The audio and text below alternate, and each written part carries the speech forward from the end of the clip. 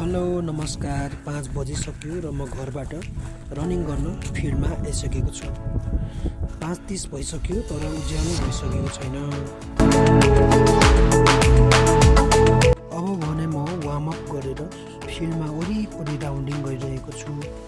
लगभग 5:45 जति भइसकेको छ र म करिब 15 मिनट यही फिल्डमा दौडिरहन्छु र त्यसपछि भने म करिब 30 मिनट एक्सर्साइज गरेर घर फर्कन्छु। उज्यालो भइसकेको छैन तर फिल्डमा दौडिनको लागि भने उज्यालोको आवश्यकता परेको छैन। फाइनली 15 मिनट कम्प्लिट भइसकेको छ र उज्यालो पनि देखिन थालेको छ।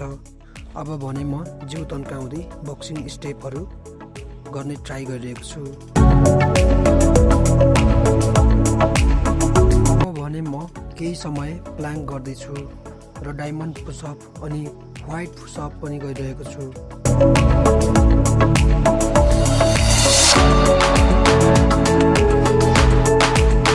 अब फेरि बक्सिङ स्टेप दोहोऱ्याउँदैछु र आजको मर्निङ वक यतिमै स्टप गरेर म घर फर्किन लागेको।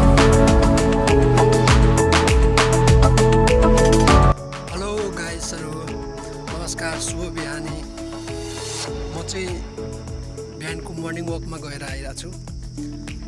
बिहान 5:30 बजीतिर गएको थिएँ म र त्यति बेला त राति नै थियो, बत्ती नै बालेर निस्किनु पर्थ्यो।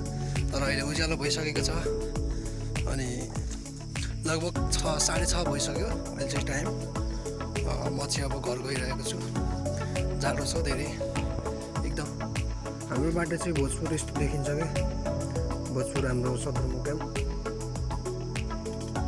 फोनको क्वालिटी राम्रो छैन, त्यही भएर राम्रो आउँदैन जुन पनि। र यो देखिएको हिमाल चाहिँ मकालो हिमाल है। मकालो हिमाल